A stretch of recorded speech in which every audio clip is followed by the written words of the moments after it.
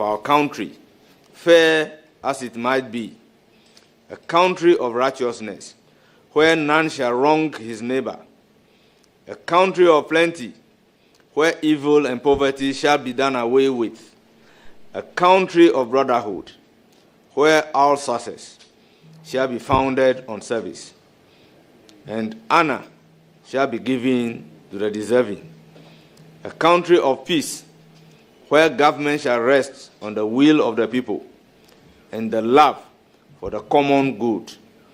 Bless the effort of those who struggle to make this vision a living reality.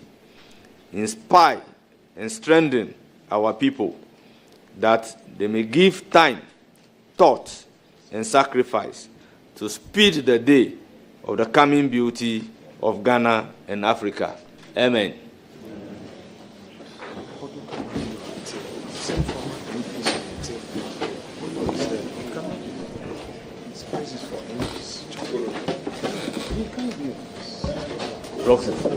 From the former MPs that they cannot be on the table.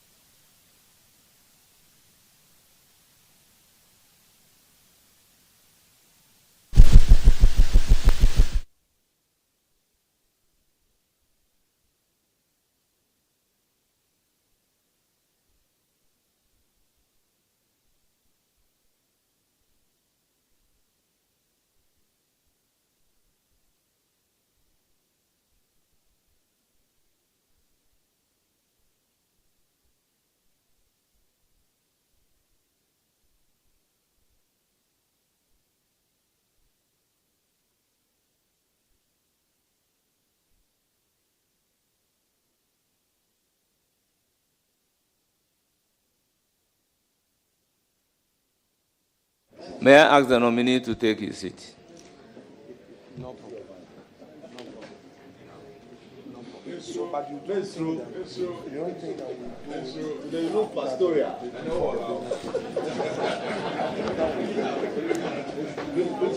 And now house. If it means that's right. That's a good one. Honourable members, let me use the opportunity to apologize for the late start of the vetting. We scheduled to start at 9 o'clock, but owing to some intervening circumstances, we had to reschedule to 10 o'clock, and eventually it's about 11 that we are starting. So on behalf of the committee, I sincerely apologize to our revered guests. So accept my apology on behalf of the committee.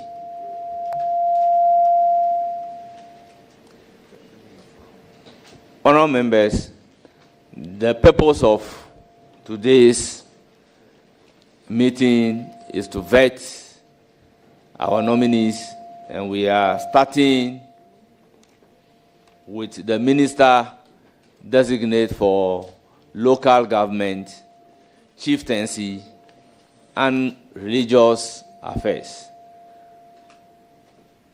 Deputy Whip of Parliament of the Republic of Ghana, in the person of Ahmed Ibrahim, Member of Parliament for Banda. You are welcome. Thank you, Honorable Speaker. I'll give the floor to the ranking member, if you have any comment. Chairman, thank you. Honorable colleague, you're welcome. And as the chair said, there were some few matters that we needed to address. So we apologize to you and your guests for the late start. Be assured that we would be very constructive in this morning's engagement without any prejudice. That's all I want to tell you. Thank you so much.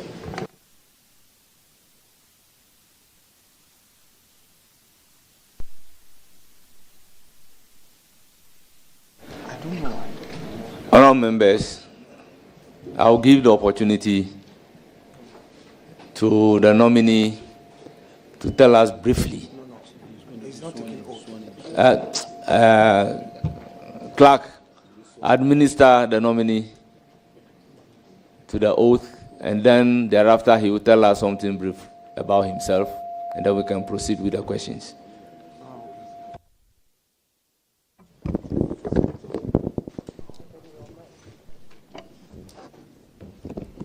I hereby administer the oath.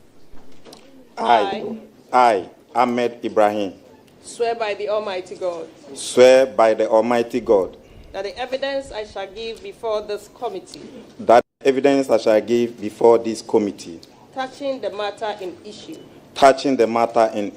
shall be the truth, the whole truth, and nothing but the truth. So help me God. So help me God. Thank you.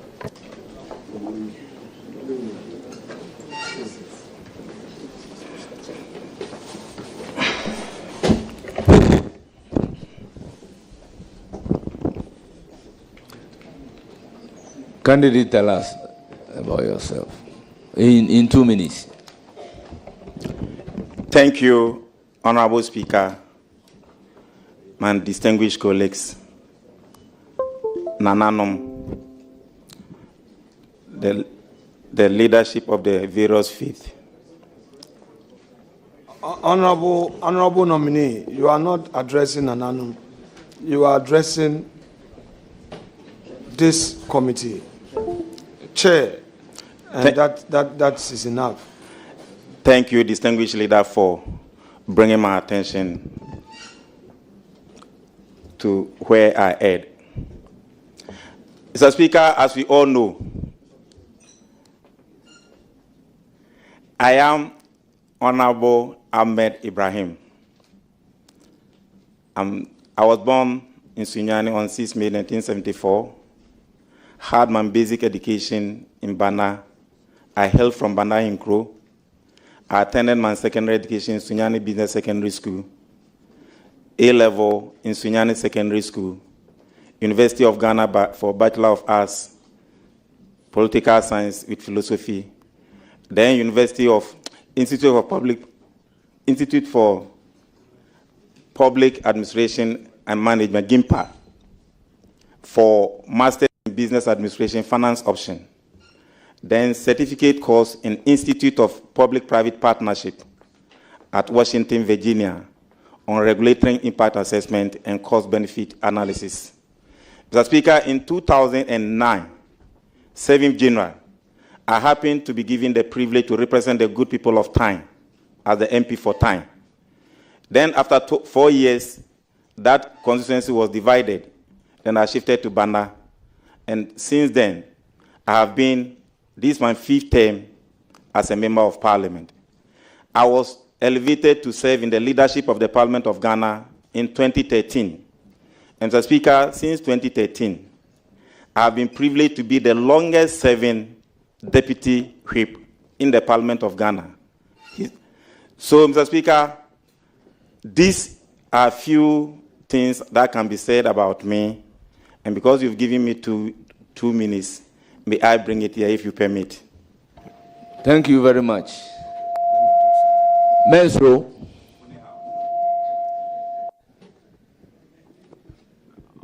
Honorable nominee.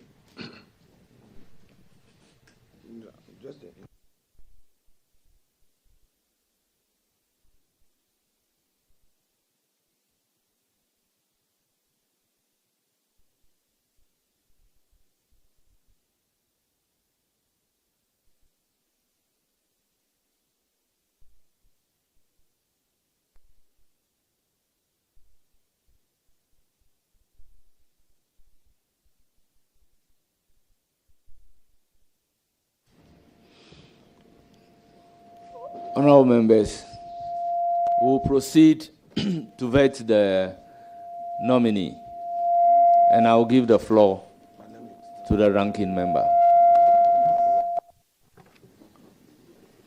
Honorable nominee, first let me congratulate you on this, your nomination. Thank you. We have page 1 of 6, your CV. So you've written the language is spoken.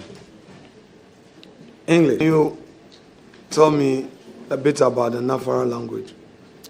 Mr. Speaker, I am Bana by tribe. I come from Bana Inkro. There are 2 dialects spoken by the people, Bana people. The Bana itself represents the name of the towns, but the indigenous people living there are the Libis and the Nafaras. And I'm Nafar, and that's the dialect I speak.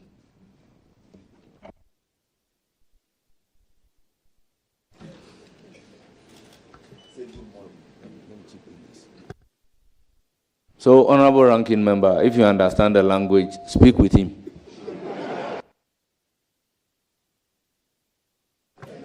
Where do you live? Mr. Speaker, I live at Sakumono in Accra. At Sakumono, is it a rented property or your own property? Mr. Speaker, by the grace of God, it's my own property. Do you have a title to the land? Yes, Mr. Speaker, I do. Your Lizo, or whoever, don't let me talk law, the one who sold your land to you, was he a chief, or it was a state land, or some real estate company that had acquired it and decided to sell to you? Mr. Speaker, I live in a property that was sold to me by TDC, Tema Development Corporation. So that is state land. You know, TDC is the custodian of state lands. Mr. Speaker. Let me finish. Tema Development Company. Mr. Speaker, since TDC is headed by a political head, I agree with you. And TDC has a standard rate that it applies. Rightly so, Mr. Chairman. So there's nothing wrong you owning a property sold to you by state authority. There's nothing wrong. Mr. Speaker, not all sales are the same. Please explain. What do you mean by not all sales are the same? Mr. Speaker, not all sales are the same. You mean the chairman? You are referring to Mr. Chairman. Mr. Chairman, not all sales are the same. Yes, and I want you to explain. If you say not all sales are the same, what exactly do you mean? Mr. Speaker, Mr. Chairman, not all sales are the same because, like I rightly told you, if you go to where I live, we have 2 different types of state lands. We have the Ransa site, and we have the Tema Development Corporation site. There are illegal sales, and there are legal sales. That's why I say not all sales are the same. I'm only confining myself to the legal sales. Speaker, it is not, legal sales are not wrong. Very well. Since they are legal. So what I want to put across is this. For instance, if you go to Cantonment, if you go to Laboni, if you go to Roman Ridge, if you enter the Ridge Enclave proper, you see high-rise buildings, properties that are owned by non-Ghanaians, some owned by Ghanaians. Do you think that Ghanaians owning such properties, especially if they are politicians, your own view, would it be wrong for a Ghanaian who is a politician to acquire a property in such an enclave the same way a Lebanese, an Indian, a Syrian, a Turkish acquires the same property from the state? Mr. Speaker, Mr. Chairman, that's why I said from the onset that not all sales are the same. Assuming you have, in every business, there are certain things we call trade secrets. And that is why if you are an insider, and you turn around to come and buy from that same deal, I don't think you may be doing a great service to the company where you work. It is in that background that it may be perceived as being wrong. But if, like for instance, just as we are here, excuse me for my word, you may be in opposition. You are not in government. You have no idea about what is happening in government. Therefore, before you have access to procure some of those things, it may be through certain rigorous opportunities. So if that happens, like the other so-called foreigners or strangers that you mentioned, I may have no wrong with that, because there are also Ghanaians who have access or buy assets or property in other countries. So that's my view about it. Okay, Chairman, these are just my intro. I'll leave it here. We'll come back when you are done with that. Thank you so much. Thank you, man leader. We shall proceed, starting with Honorable Andrews Chiwite. Okay, I'll see you. Thank you, Mr. Honorable, Chairman. you have the floor. Thank you, Mr. Chairman. I want to take this opportunity to congratulate my leader, Mensro. Onehau. Yes, we all believe in these statements because my belief is that Honorable Ahmed believes that if you have God, you don't have to fear. If you have God, we need how. No wonder he is an elder in the Church of Pentecost. Honorable Leader, we all appreciate you, and we believe that where you are going to make a very great mark. President Mama believes in you. We all believe in you. We have no doubt at all. But Honorable Chair, before I go ahead, I just want you to give me this opportunity to explain this. I serve on the Western Housing Committee as a vice chair, and TDC, Thermal Development Company, they build houses and sell to the general public. You don't need to have connection before you own a house or before you buy a house from TDC. So, yes, so I just want the general public to know this. They sell land, they sell houses. You can walk in, bargain with them, and buy a house once you have money to do that. Honorable Chiwete, I am a lawyer, 23 years at the bar. I had a lot of dealings with Thermal Development Corporation, now Thermal Development Company. They are into the business of real estate. They build houses and then offer the houses for sale to the general public.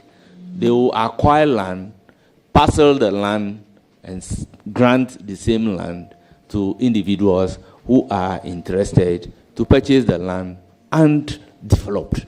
The whole country is aware about the business of TDC.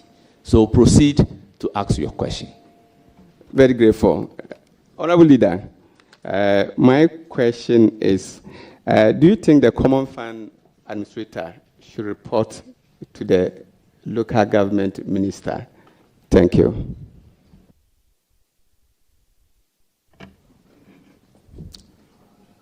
Mr. Chairman, yes. Well, I have no further questions apart from to wish you well. We'll continue to knock at your doors, especially considering where I come from. Solatona Kalba is a rural district, just like your place.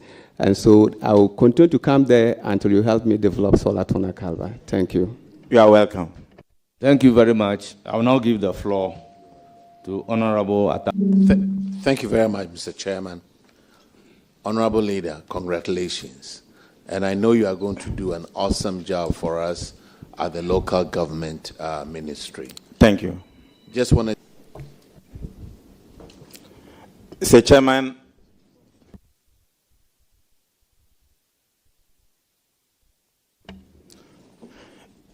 Chairman, if you read the Constitution, development of the local economy is one of the core mandates of the MMDAs. And therefore, Mr. Speaker, once given the nod, together with my colleagues and all former ministers of local governance, depending on which party they may belong to.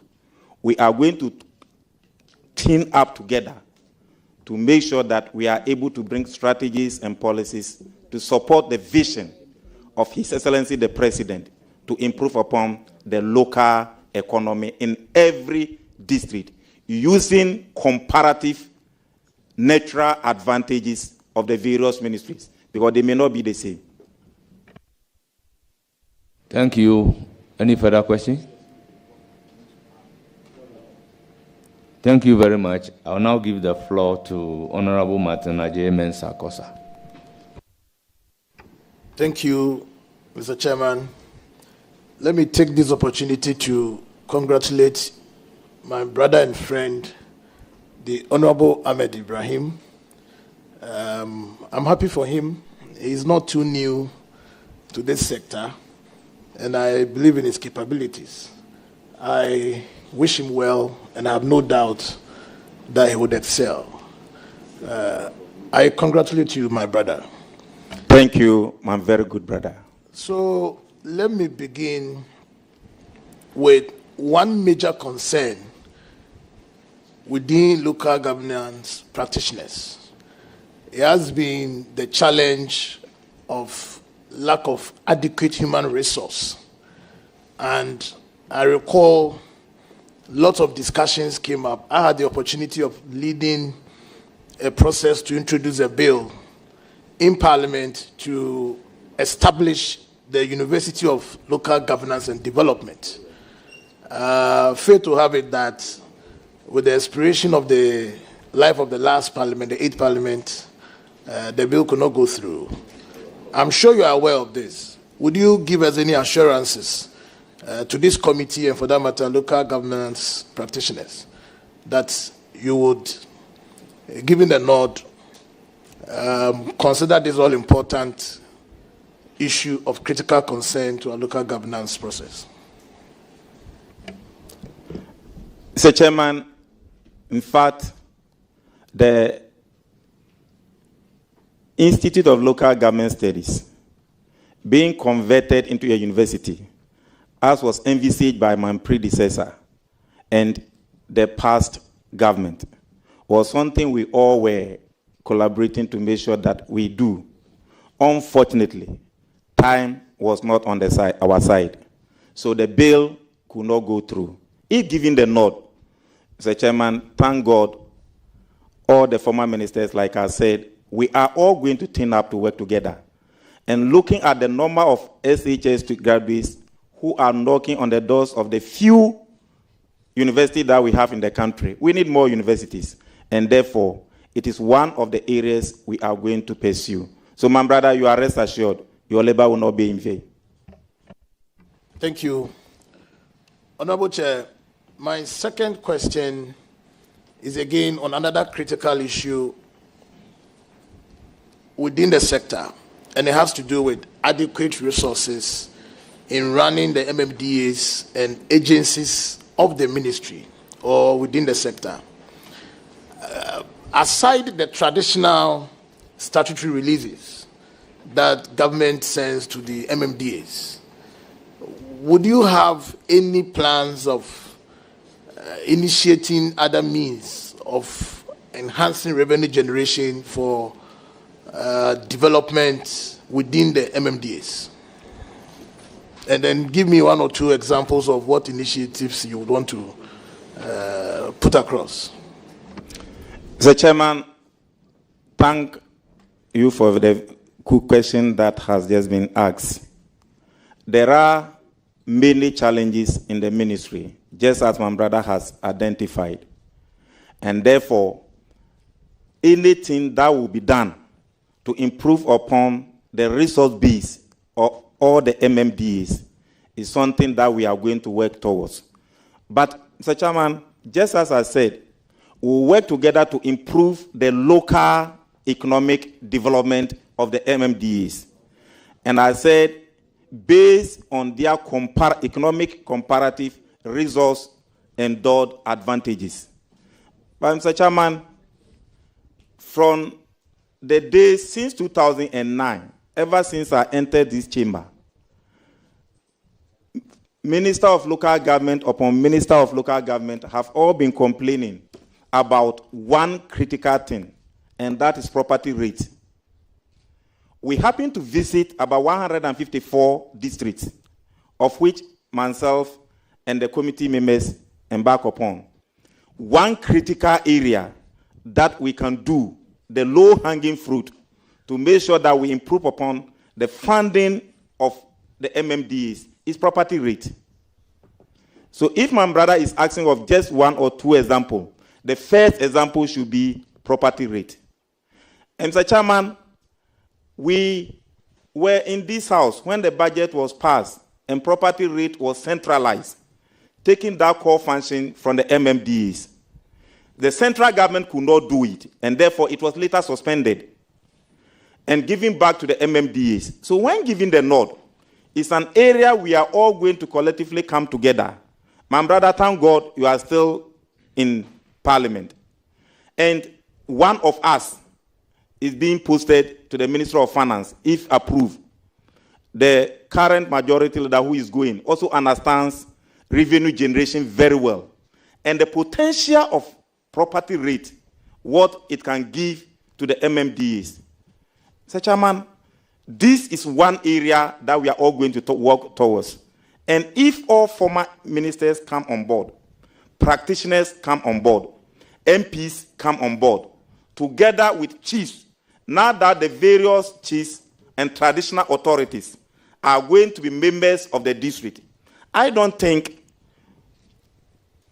DCEs, MPs, traditional authorities, and opinion leaders in their various districts will sit there and say central government should come to their place and come and collect property rate, and after that, give something to them. So it is the quickest and the fastest way of generating revenue at the district level. So we will not centralize it, we will decentralize it, and it will help to enhance their capacity. So that is the first example, my brother, I can give you. Thank you, Honorable Nominee. I think I have one more. Very well, go ahead. Mr. Chairman, my last question has to do with DRIP. The past government, taking cognizance of the fact that we need to maintain our roads, took this initiative. There are various schools of thought. Some believe that the supervision and management of the DRIP program should be placed under the Ministry of Roads and Highways, even though local government owns it. This is grounded on the fear that there could be misuse and the initiative will crumble. I disagree. I think that local government who initiated it should own it. I don't know what the nominee makes of this, but in practical terms, give some indication of how he intends to protect and sustain this initiative so that we can achieve the laudable goals that we envisage for the introduction of the DRIP program. Your response to the question. Mr. Chairman, the DRIP project or program, District Road Improvement Program, was a laudable one, and it was jointly conceived through the Committee on Local Government, the Parliament leadership, together with the Ministry and Administrator for District Assembly Common Fund. Mr. Chairman, unfortunately, my brother is saying it was owned by the local government ministry. But local government ministry was not part of the procurement. And therefore, there were challenges at birth. And he's asking, how am I going to pursue it? Mr. Chairman, every district chief executive watching me, workers in the Ministry of Local Government watching me, will testify that they have no records of any agreement of the DRIP project. And they have no program, inventory of all the DRIP machines. This is a challenge because it was highly procured at the big house, that the office of the president. So that brought a problem. And therefore, 1, there is no management contract. 2, there are no means of spare parts. 3, there are no committees established to take care of them. So if you go, it is fraught with a lot of challenges. And therefore, if given the nod, together with my brother who used to be in the ministry, and together with my team who will be the technocrat at the ministry, we all work together to make sure that the DRIP program is materialized. Because the machines were procured to improve upon district roads that are not hard. And much money was used. We was common fund in arrest. So you can't use that amount of money on such a program and allow it to go waste. Whether we like it or not, the machines have been procured, and we must put them into good use. Therefore, there must be proper structures, proper agreement, proper monitoring, proper systems to make sure that we have a very good advantage or utility of the machines that were procured. With this, Mr. Speaker, I believe I'm now going there. My brother is here. So we are going to team up. Even on this table, I can count about 2 or 3 local government former ministers. So we have the men on both sides. If we can put everything together and solve Ghana's problems, the problems will be solved. Thank you very much. I will now give the floor. Very well, if you want to thank the nominee, following your questions, you have to do that immediately. Let me thank him for the assurances given. I wish him well. Thank you very much. Thank you. Honourable member, thank you, my good brother. Giving the floor to Alhaji Alhassan Omar, let me inform the House that there is an urgent issue which I will have to personally address. So I'll take a short leave of you. In my absence, the Vice Chairman will chair. Thank you very much for the opportunity. Alhaji Omar, you have the floor. Thank you, Chairman. My good friend and brother, Ahmed, Honorable Ahmed, congratulations. I look forward to working with you and bringing the issues of Zabzugu to your office anytime from today. I have one question. I believe my question may fit to a lot of rural constituencies and districts. And it's simple. Would you consider to decentralize waste management contracts at the MMDA's level? Because we see a lot of contracts, whether they like or not, it comes from the top down. Thank you. Mr. Chairman, the question being asked, I'm not privy to any of the waste management contracts. But what I can see is that there were ministerial disalignment because all over the world, waste management is a municipal function and should be a core duty and responsibility of the MMDAs. Waste practitioners or workers are available in every district and municipality. And therefore, the presence of the sanitation ministry will be properly placed in the Ministry of Local Government because they have their presence in every district. And once that is done, the problem may not be about contract, it may be about supervision and monitoring.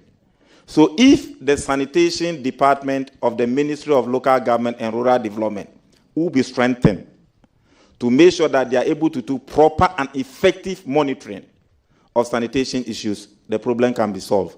because it is more of monitoring than just contract.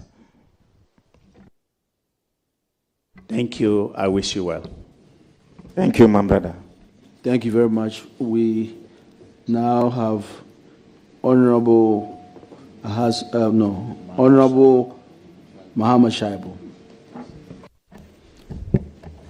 Mr. Chairman, I'm most grateful. Honorable nominee, congratulations. Thank you, my good brother. Your designation, Honorable nominee, Minister of Local Government, Chieftaincy, and Religious Affairs. I think mention was made of sanitation too. Is that part of it? Yes, Mr. Chairman, there's sanitation as part of it. It's 3 in 1. Very well. Trust that I will ask no question about your competence. Thank you, my brother. You have demonstrated over the years at the Ministry of Local Government. However, what I don't know is the Chieftaincy and Religious Affairs and the sanitation bit.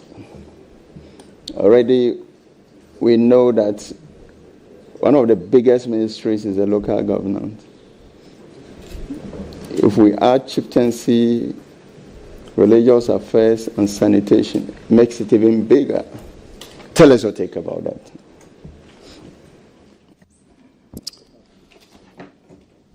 Mr. Chairman, what I can say is that with your help, I will be able to do it. Simply because 3 ministries are going to be combined to make 1 ministry.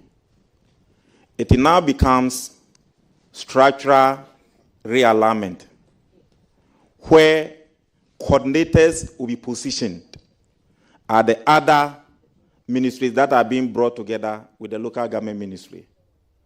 The sanitation model department will have a coordinator, chief director, who will be coordinating all these things. So man work or man duty will be to deepen effective supervision and ethical governance. With this, Mr. Chairman, I believe we will be capable of doing it. Thank you, Chairman, and thanks for the answer technically. Honorable nominee, there's this vexed issue of a turf war, supposedly, between MMDCs and members of parliament. I'm sure you would have had some experiences. Some parties or political parties even went to the extent of asking MMDCs who have intention of contesting for parliamentary elections to step aside. That tells you that even parties recognize that there's a step forward. Tell us what your take is on this and how you will deal with that as a minister for local government when giving the nod. Mr. Chairman, the role of DCs, MMDCs, is different from the role of MPs. And having been a member of parliament for this my 17th year, in my first year, I was given a story, and that is what I can tell my brother here. The current chairman of the National Democratic Congress, Honorable Asedun Ketia, once told me, Ahmed, when you become a member of parliament, don't be looking at what the DCs are getting. You chose to be a member of parliament. They chose to be DCs. Concentrate on your member of parliament, and you will go far. But if you are doing your member of parliament duty, and you are still looking at what the DCs are getting, they are called chiefs. They are treated as kings, and we are treated as servants. If the servants want to look at what the chiefs are getting, there will be that confusion. In the same way, when the DCE is also looking at what the servant is also getting, he will be thinking of destabilizing that servant. And this has been the source of conflict among DCEs and MPs. But if everybody will look at their jurisdiction, that conflict will be done away with. However, as a minister responsible for local governance, when given the nod, having been a whip in Parliament for 12 years, Mr. Chairman, I will not, and I will repeat it, I will not allow any DCE to disrespect any member of Parliament. In the same way, I will also make sure there's a common platform for DCs and members of Parliament to be able to have frequent meetings for us to understand our various job descriptions. Because I've been a whip. There were instances where MPs were caged in Accra for over 9 months. They couldn't go to their constituencies in the name of doing parliamentary business. So if that understanding is not given to DCEs, while the MP is here doing national assignment, the DCE will be rapidly or radically destabilizing the member of Parliament. When that one happens, it is not the MP you are fighting. You are fighting the very seat you are sitting on as DCEs. When these things are made clear to the DCEs and the MPs, I think there will be peace. Finally, Mr. Chairman, DCEs who sabotage their MPs in the last elections couldn't win. As a whip, there were many complaints where DCEs were sitting on the common fund of their MPs. Yet still the MPs won. So it is not how you mishandle your MP's common fund that will make the MP lose. DCE, use the money given to you to work. MP, use the one given to you to work. When everybody is to work on our various roles and responsibilities, there will be peace. But once again, I, as a former deputy whip for 12 years, will not allow any DCE to disrespect any MP. That is my word, and you can take it from me. Thank you, Honorable Ahmed. Honorable Shabu, you have more questions. You have a last question.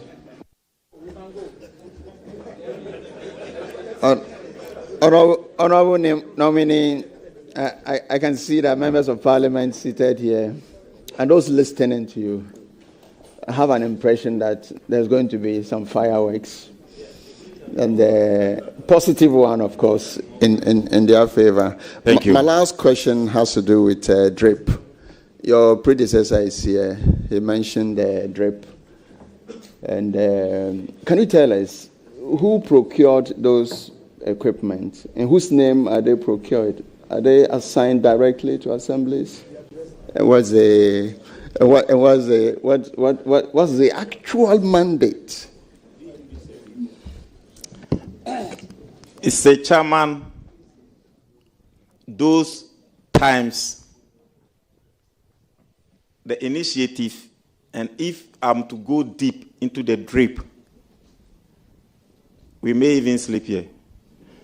Because this is where Parliament held the administrator for this Assembly Common Fund to account for some 3.5 billion Ghana cedis arrests from 2018, 2019, 2020, and up to 2022.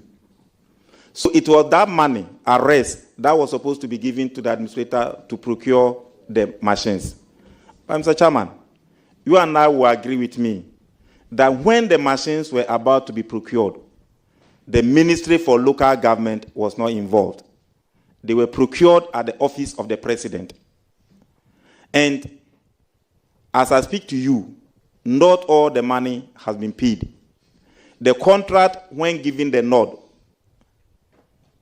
everything will be made clear, and the House will be well informed about the position of the DRIP. It was a good concept, politicized and destroyed at birth, but we can rejuvenate it. I wish you well. Honorable nominee. Thank you, Honorable Shabu. It is now the turn of Honorable Vincent Eko Asafua, the MP for Otafu. Thank you very much, Mr. Chairman. Let me first and foremost congratulate the nominee for Thank you, my good friend. For his appointment. I know he is going to deliver because being a leader of this house, he has shown the mettle and the intellectual capacity on the floor of the house. So I have no doubt in my mind that the Honorable Ahmed is going to be a very good local government minister. Having said that, I would want to pick your thought on two constitutional provisions. Before I got in, I was listening to you, and I think a question was asked you specifically that is the DACF administrator going to be answerable to you? And your answer was in the affirmative.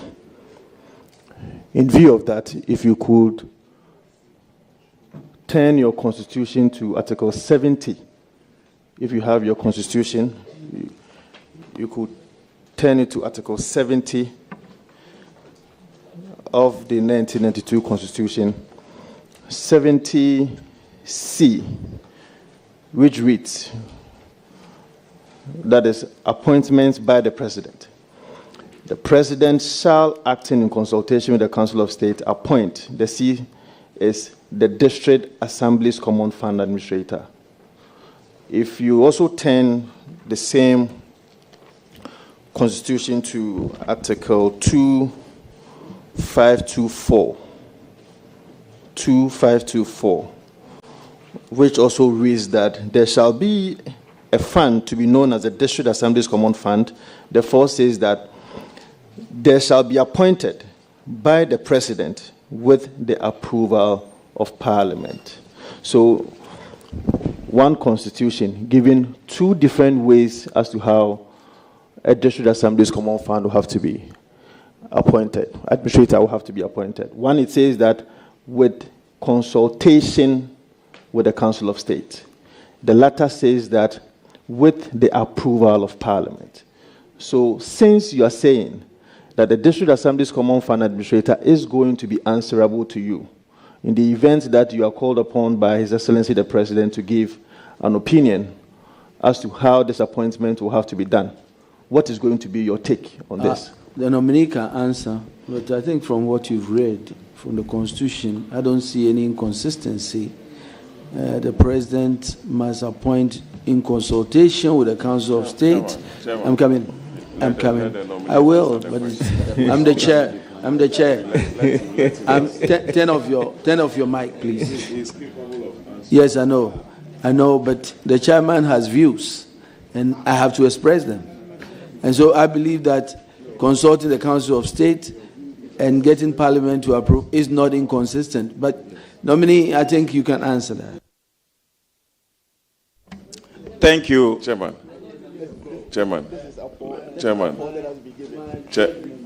yes.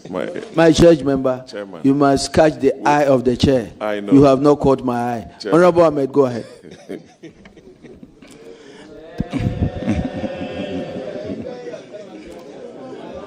Thank you. I think that the Common Fund Administrator should report to the minister responsible for local government, and I answered in the affirmative.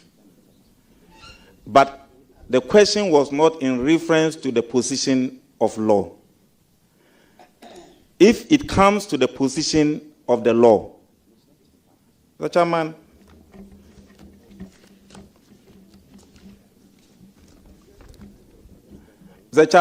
this is the Local Governance Act 2016. It was Parliament previously, the Local Governance Act 455, made the administrator for this Assembly Common Fund to report to the minister responsible for local government. In 2016, Parliament changed the law and made it that Section 129, that the minister, the District Assembly Common Fund Administrator, should report to Parliament and the office of the President.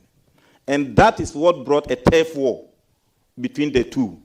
And since then, Mr. Chairman, there have been practical implementation challenges. And if a law was passed in 2016, and you've encountered practical implementation challenges, I think the law must be revisited, the defect must be corrected, and it was in that background that when the issue came, I stood with the law.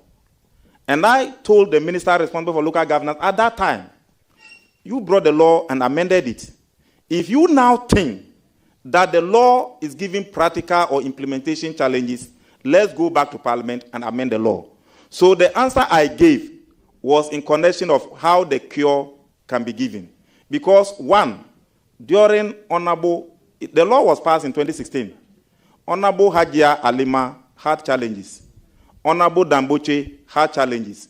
My very good brother who was asking me these questions also had challenges. And, Mr. Chairman, the whole issue is how to resource local MMDs. And it is the minister responsible for local government who has that supervisory rules. So you can't give me job that I should go and fix the thing, and you've taken the pliers and the spanners from me. How am I going to fix it? That is why the former ministers for local governance after the law had those challenges. And Mr. Chairman, I don't want to sound too political, but truly, let's look at the performance of the MMDs, how DCs are not feeling comfortable to sit in their various offices because they always complain that greater portion of the DACF is deducted at source. So if the minister is giving control, the minister will get with members of Parliament and will make sure that we do proper supervision, because through the committee responsible for local governance, you go and visit and we'll be able to do proper allocation and the right thing will be fixed. So you are right. The question was not, what do I think about the position of the law? It's that, what is man's opinion? Man's opinion is that, yes, the administrator must respond to the minister responsible for local government to give the ministry the opportunity to be able to do government policies. Honorable Ahmed, in your answer, you brought out something very important. Okay. You brought out the issue of DACF deductions at source. That is a great worry to the district assemblies. And so I think that as a chief whip, you have first-hand information of these challenges. So I want you to take the opportunity to tell us what you will do to address it. Mr. Chairman, the first position is to work together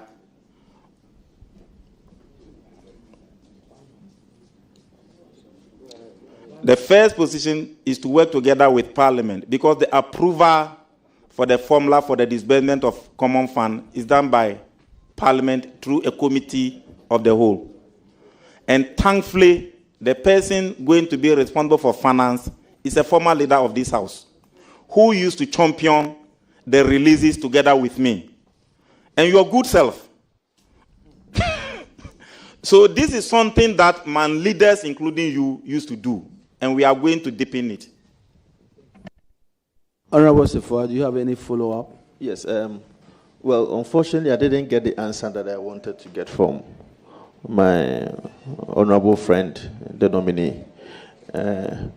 Honorable Ahmed, you cannot use an act of parliament, as it were, to meddle a constitutional provision. My question was, there are two constitutional provisions.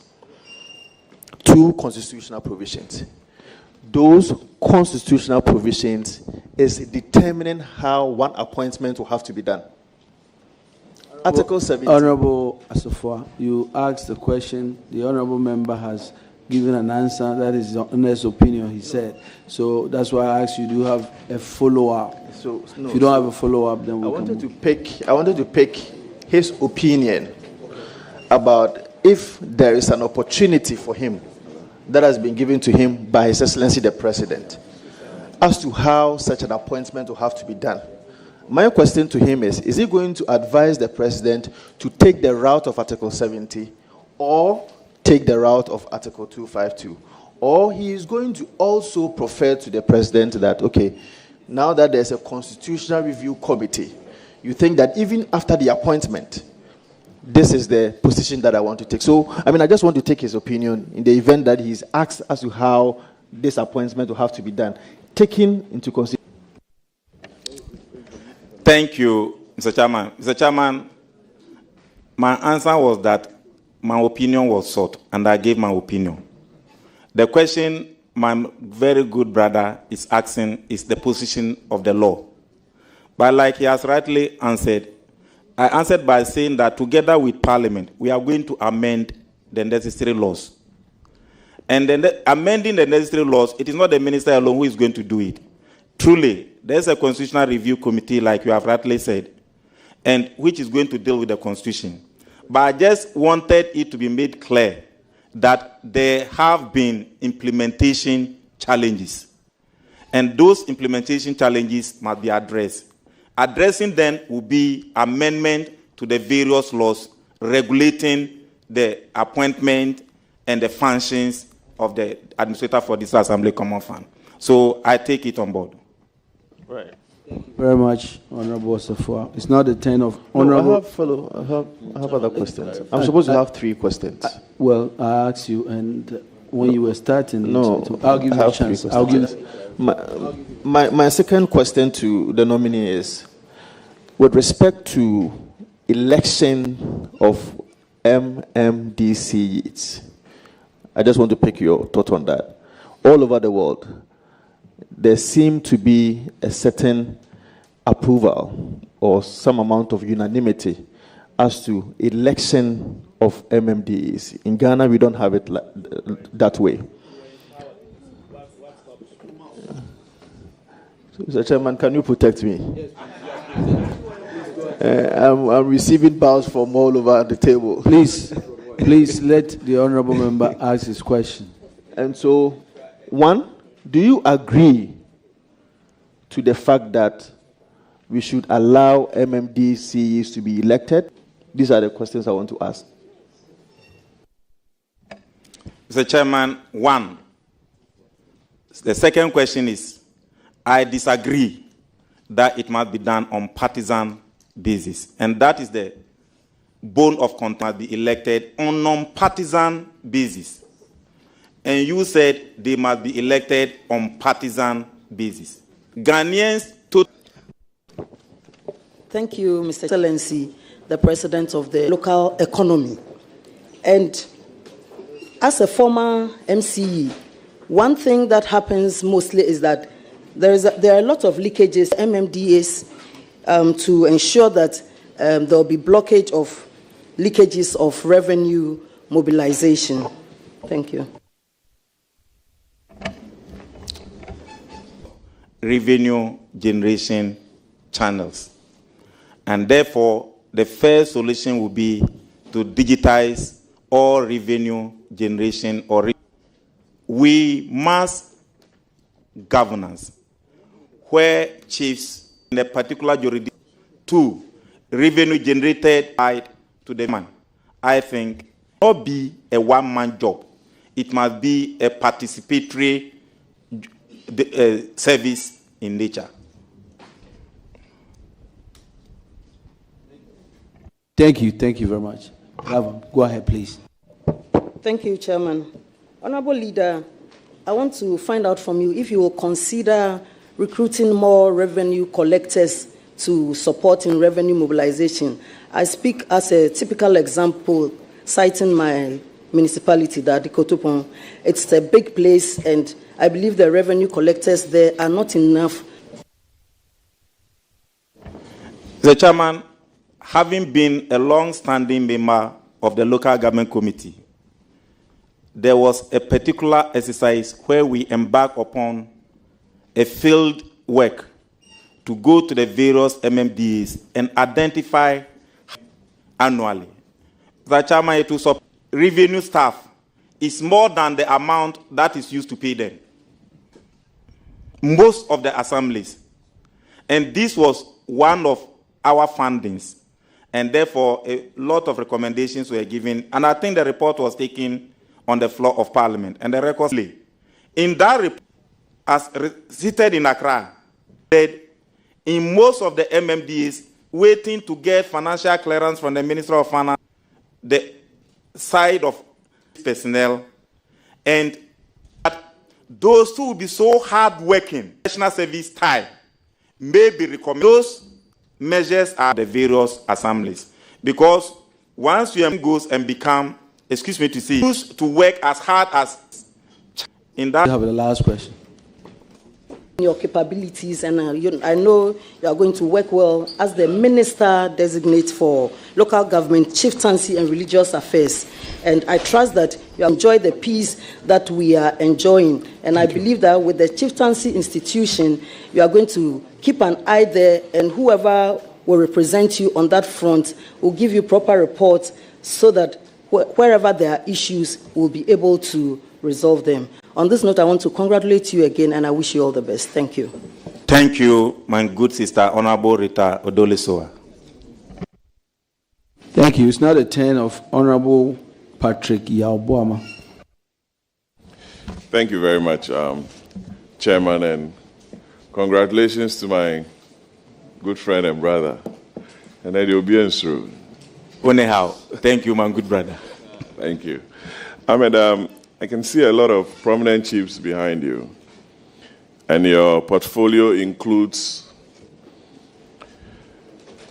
we have some resolved, some unresolved. Even if you look at the Chieftaincy Act of 1970, provisions were 8 Act. If you go to the traditional judicial councils, I don't know if you have your Chieftaincy Act with you. Don't worry, I'll assist you. But from section 22 to 30 deals with the jurisdictions of their rules. Even their lands, their issue, they go and do all sorts of things there. The capacity of the judicial councils to even deal with matters affecting the institution, to handle matters for them. Because for them to be able to hire the services of lawyers to deal with issues relating to their paramounts, to handle same, some ought to be on your office to resource the various judicial councils, to be able to recruit the right lawyers, to deal with some of the matters affecting chieftaincy in this country, because their positions are recognized by the Constitution and also the Chieftaincy Act. Thank you.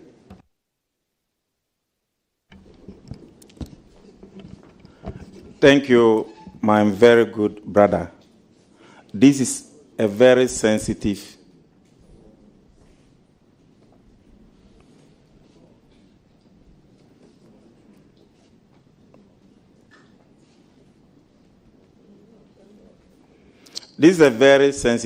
area.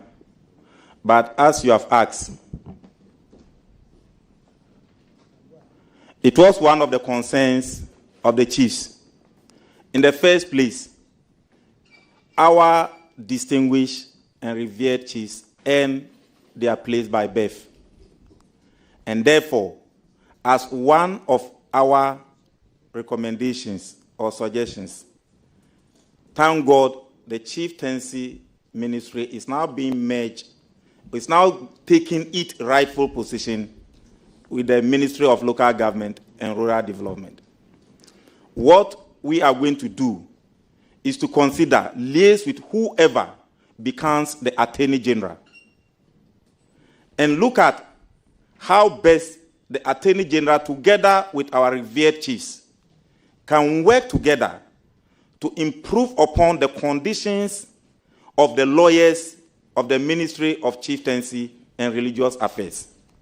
With that, if the conditions appointment is being done by the Attorney General, the lawyers who are working at the Chieftaincy Judicial Committee and these things will have some side of the ministry.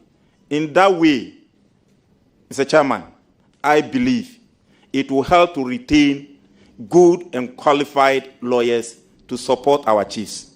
2, now that we are going to be privileged to establish our own university for local governance studies, one of the courses that are being suggested is that since our revered chiefs earn their positions by birth, it is the responsibility of the state, looking at the sensitive roles that they play, that we give them capacity building training by establishing a course in the University for Local Governance called Royal Academy of Chiefs, where the state will help or facilitate in training and organizing seminars and courses or capacity building courses for our chiefs by giving them the customary, taking them through the customary laws and those things. If that is done, Mr. Chairman, I believe it will go a long way to solve the problem that we have. The Royal Academy of Chiefs, will it be a department or an academy?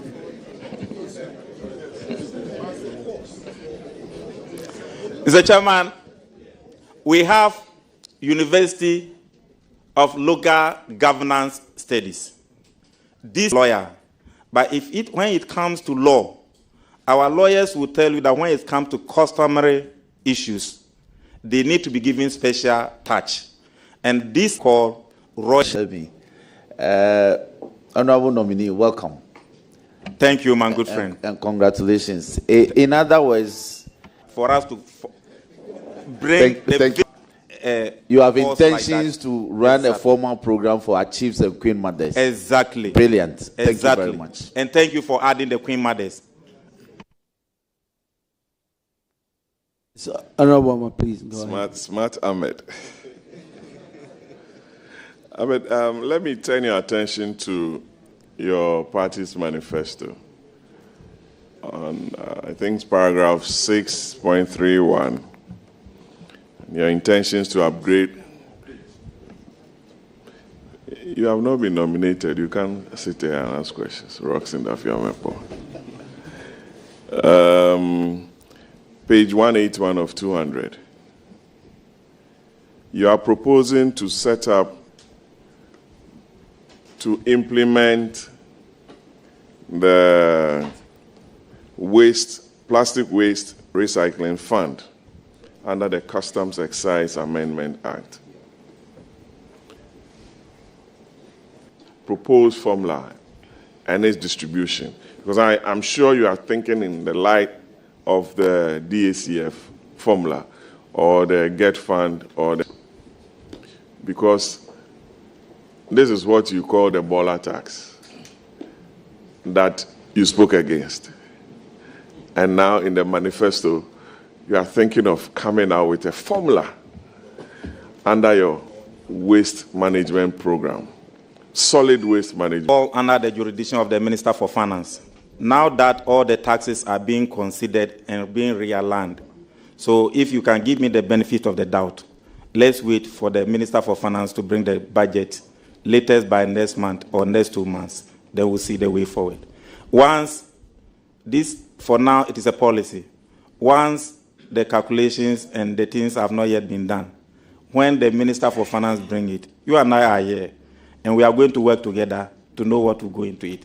But for the record, you know, I thought you were going to credit me. We were all part of a three committee made up of 75 MPs who went on nationwide tour to come to propose that there must be a sanitation tax, which is called Bola tax. And Mr. Chairman, you know I was the convener of those 3-member committee. So I thought you were going to credit me. From where we sit, some may speak against it, but it was our brainchild. Chairman, I don't have any further questions for my friend. I'm needed in the chamber and I have to beg leave of you. Ahmed, congratulations. I wish you the very best. Thank you, Mr. Chairman. But Honorable Boama, you know you will be highly, and your services will be highly needed in my new ministry. For a fee. Thank you. Thank you, Honorable. It's now the turn of Honorable Roxanne Dafiamapo.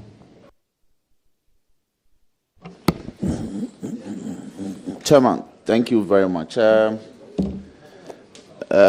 I have a couple of questions for my whip, and it's to enhance his work. No malice intended at all.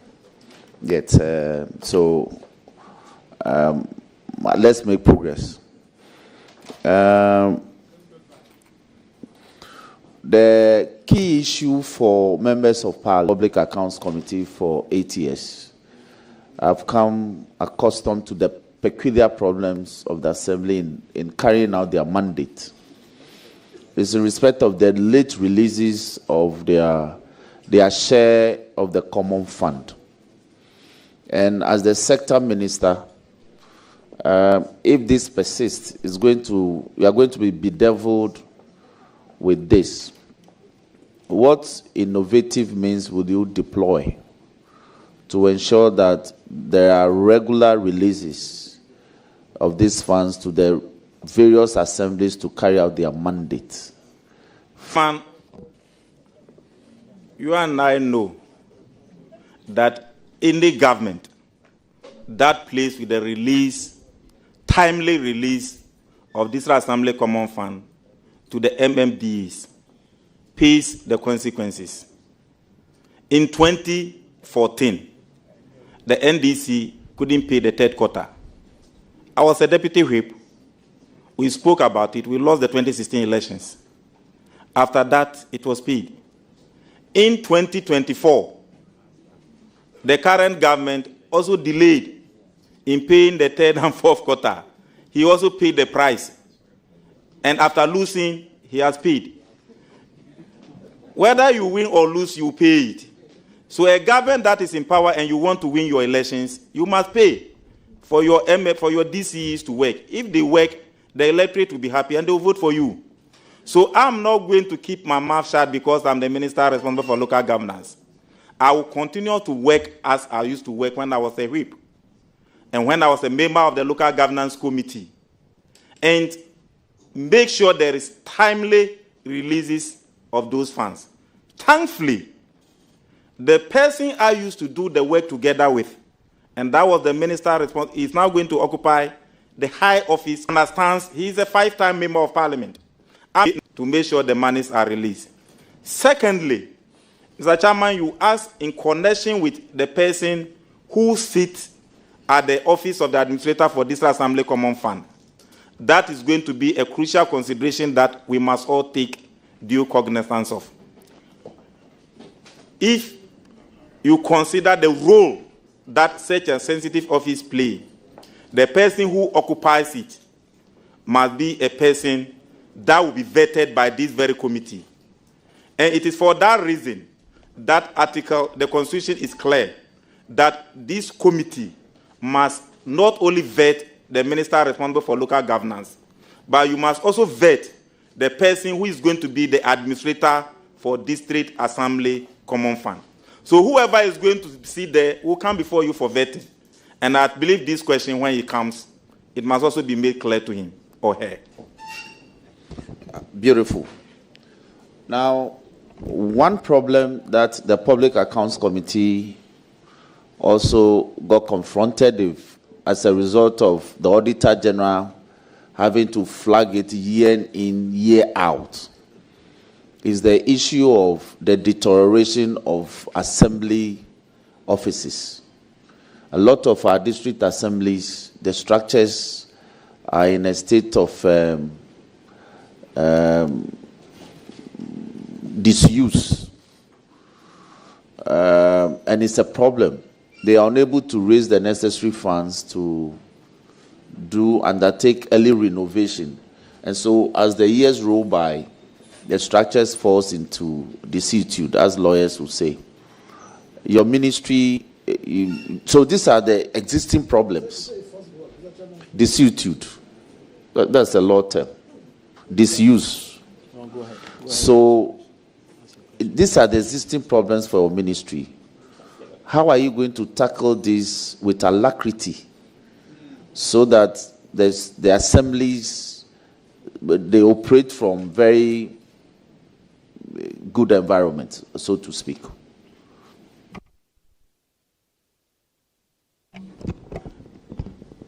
As a matter of fact, there is going to be a radical shift of mindset at the various MMDs, no matter the cost.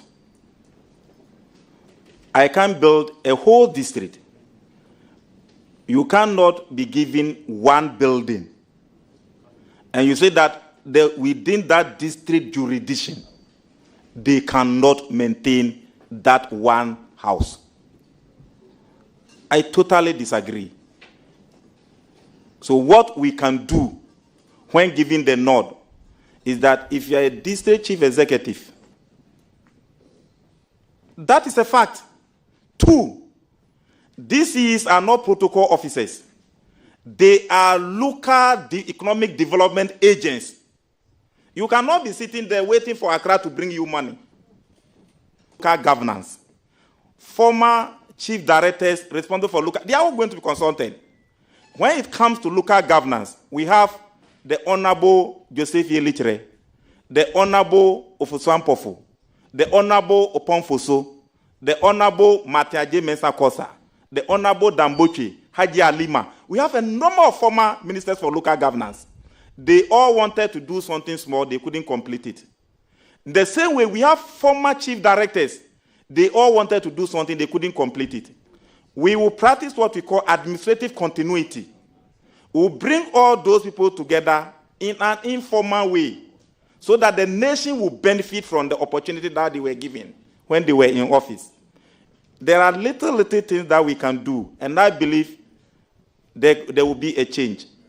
And there will be a very fruitful democratic dividends, so that DCs will not just become protocol officers. They attend funerals, attend programs, attend workshops, and come and see they're waiting for Accra to bring them money. We'll move beyond that. Thank you. Brilliant. Now, there are peculiar, that's to make the point. The problem is in demarcating the administrative jurisdictions for some of these assemblies. Some traditional streets. Kweve is my district capital. If we get to Kweve, half of Kweve lies in Afajato South, the town, and half constitutes the district capital for South Nine. One community, but divided into two, like the colonial masters did for us, and we're crying. But we have also done it to some traditional areas. So how are we going to tackle that? And let me add, if you go to the other side of South Nine, when we were under Kpando, the Dedo was part of South Nine. But when South Nine was carved out of Kpando as a district, somehow the Dedo now falls under the administrative jurisdiction of whole West, even though it's a Peki community. And the Peki people, my people, I'm their MP. We've submitted petitions, just like in our public accounts work. We've encountered this in several other areas. So how do we streamline this so that peculiar traditional areas fall within peculiar administrative jurisdictions of districts? Mr. Chairman, this is one of districts assemblies in my 17th years or 16 or more in this parliament. And it is a time bomb. Ghana as a country used to play with boundary issues.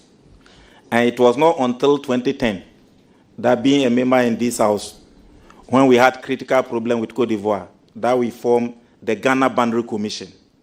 And you know that there's a shortcoming in that regard. So when giving the nod, it is an aspect that a critical look must be taken. Thank God we are bringing our distinguished and revered chiefs on board who are privy to this, and some technical brains must be put together to make sure that we address that issue. The reason why it keeps on increasing and increasing is that we create some districts, we don't finish redrawing the district boundaries, geographical boundaries, then we create other ones. So we keep on compounding that problem. But I believe, as a country, time is of essence to make sure that we know our internal boundaries. A number of them trained. So I don't think it will be a difficult thing for us to do if we want to realign our boundary distance. But one critical thing is that when it comes to constituencies, it doesn't fall within the jurisdiction of the minister responsible for local government. That lies within the purview of the electoral commissioner. Until the electoral commission create his constituencies, the minister cannot be saying that, oh, I will redraw this or redraw that. Secondly, Article 47 is clear. That's for electoral commission. As for the duration for the creation of those things to, is 7 years or after population census. So if I sit here and say, oh, we will redraw the district boundaries or electoral boundaries, I may not. But the existing ones can be rechecked and make sure that there is a district map for every district. But that will also need time. There are very critical issues, and this is a national security issue matter. So I believe it must be looked at. But I can't promise. Beautiful. Now, one of the recurrent problems, issue where Yabuama already touched on it, but I'm getting back to it, where commission revenue collectors, they will go to the centers, collect the revenues from our poor market to permit fee. They'll collect the money, but they will not account for it. Oftentimes, they abscond with the revenues collected. And Auditor General will make recommendations, retrieve the money, and prosecute. It's never done. Will you consider, as part of your new policy directives for the ministry, to ask that assemblies in recruiting revenue collectors, they should have guarantors? Somebody must guarantee before you are made to collect revenues on behalf of the assembly. So when the person absconds, there's somebody to be held responsible for. Will you consider that? The chairman, it must be seriously considered. And now that the owners of the land and the owners of the district have been brought on board, I think those things must be things of the past. And that's why I said revenue collectors will account openly to the district for us to see the electoral areas that are performing and those that are underperforming. These are critical areas that we must all look at. If a revenue collector or a commission revenue collector has come with the money, whose money do you think he's running away with? It's your money. And therefore, we must all make sure that we fish for them. So when the chiefs have been brought on board, and you bring stricter and rigid measures regarding revenue collection, and the IGF is used for something concrete for people to see, I think there will be improvement. But when you go and collect the revenue, the people don't see what you have used with the revenue IGF locally. Tomorrow, when you go, will you get? The answer is no. So we must start a new thing. Give ourselves some time. Look at the returns, same thing, and expect a different result. There must be a new reset. Thank you very much. Let me conclude by saying that I like the points in respect of the chieftaincy issues, where you are proposing that lawyers from the Office of the Attorney General will be seconded to the various traditional councils to assist them in their work it will be such a major policy shift, because the decisions from the judicial committees of traditional councils actually settles a lot of chieftaincy disputes all the way to the Supreme Court. Yeah. So that proposal, if you are able to do it, will be a major thing that will bring comfort to our chiefs and queen mountains. Yeah. And I want to thank you for that innovative idea. I thank you for coming. Thank you, ma'am. And once more, congratulations. Mensru Onehao. Honorable Ahmed, my brother, man, leader. Congratulations. Thank you, leader. I entered this parliament in 2009 with you. We were over 100 members. Today, I think we are, that 2009 group, we are 4 of us. It's me, you, Honorable Atufos, and I'm remembering, and Honorable Bejra. That should tell you about the attrition of parliament, and it also must tell you what it takes to sustain being a member of parliament. You have been a deputy whip, and when we were fortunate to be part of leadership, your experience was really very valuable in guiding us. You have been very passionate about the issues of local government. Thank you.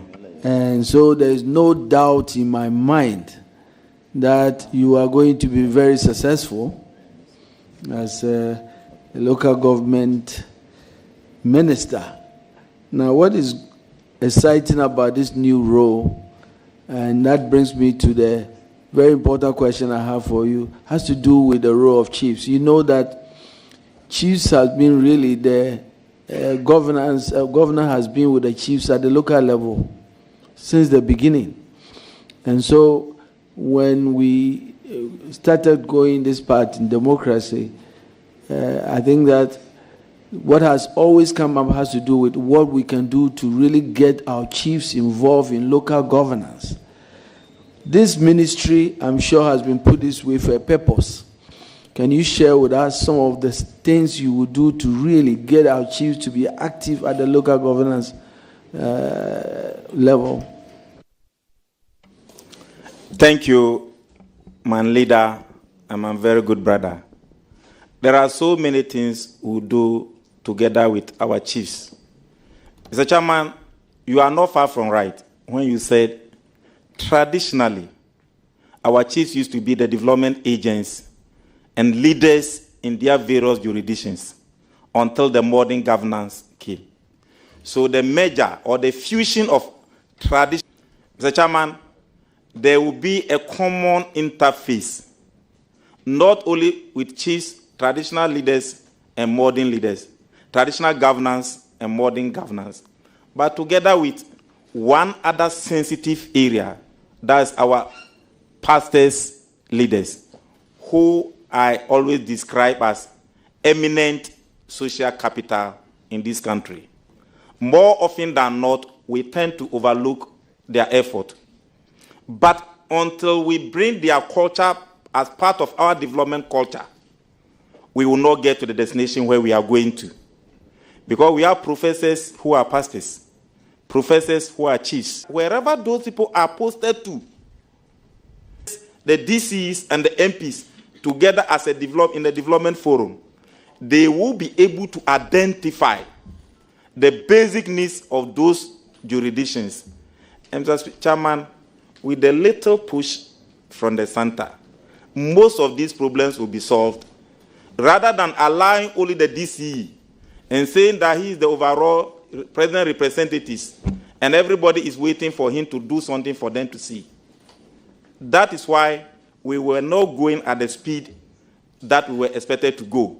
So the vision of His Excellency the President is to make sure that he gives the baton back, or the key back, to the original owners.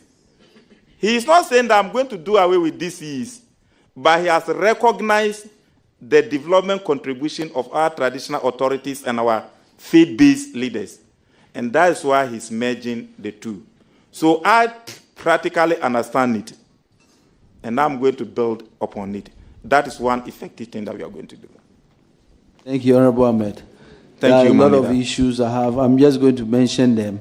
Take note of them as issues that must really concern you. One has to do with the role of assembly members and how we build their capacity at that local level. You know, for example, some DCs for over a year will not even call for assembly meetings. Assembly members were weakened, especially based on some of the experiences I've had. And oftentimes their communities they represent have blamed them that they are not performing. Exactly the things we must do to strengthen assembly members must engage you. The issue of market management, markets, you know, the issue of market fires and the challenges we have there must be an issue that must really get the attention of the district assembly and the district DCEs. That must be something that we must come up with pragmatic measures to address. And there are also districts that, frankly, must be a second look must be taken at for us to see how we can break them up, because they are too huge, even now as we speak, generally speaking. So those are issues that I think we must really concern you. Honorable Ahmed, those are not questions. I want you to take a note of them. But to say that I'm very, very proud of you. You've come a long way. There's no doubt that you will succeed. As an elder and a brother in Christ, I know that the Lord will guide you to succeed. Amen. Congratulations. Thank you, Leader. Congratulations. Honorable Ahmed he was accompanied by very distinguished guests, our paramount chiefs, that at this point I will now be privileged to introduce. Okay. So I will introduce the paramount chiefs and the distinguished that accompanied Honorable Ahmed.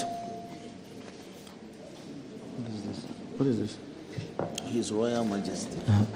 His Royal Majesty Odinoho Dr. Afra Brempong III, Omahin Suma Traditional Council, representation of Bono House of Chiefs. Chiefs, you're welcome. We have Warden Oti King, Prof. Odafia Walenti, the third paramount chief, Nungwa Traditional Area, and President Greater Accra Regional House of Chiefs. Is a representative of the National House of Chiefs as well. You're welcome, Nana. The third is that we have Osajifu and Eya Mampong, Mamprako the third, Wenchi Mahin, representative of the Bono Regional House of Chiefs. Nana, you're welcome. We also have Apostle Emmanuel Tete. You're welcome. We have the Church of Pentecost, Pastor Emmanuel Kuku Apia, Sakuma District Pastor is here.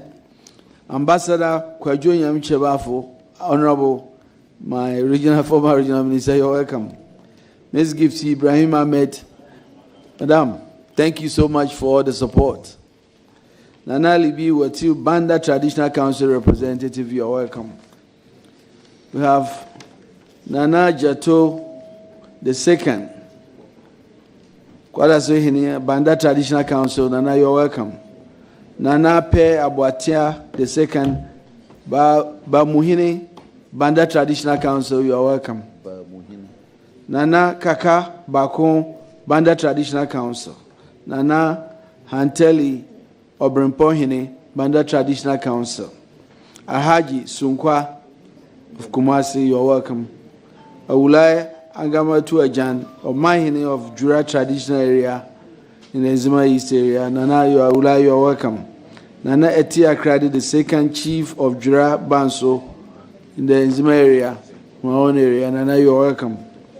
Tugbe Ausagba Bakwa, the second chief Gui Akanyankrom, you're welcome.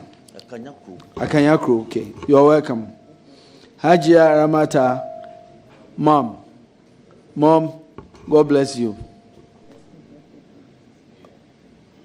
Okuji Abo Bankwadi Osiakwahini of Bada Traditional Council, you are welcome. Honorable Kwesi Kofi Kra Pauline, MP, La Côte d'Ivoire, President of the Evaluation Commission, Public Policies, cousin of Honorable Ahmed. Ahmed, also will be yours. Come and join me. Amin Abdul Rahman, you're welcome. And then we have the Chief Director of the Ministry of Local Government, Chieftaincy and Religious Affairs. Now, as it is now, and all the officials that came with them. You are all welcome. Nominee, you are discharged. Thank you.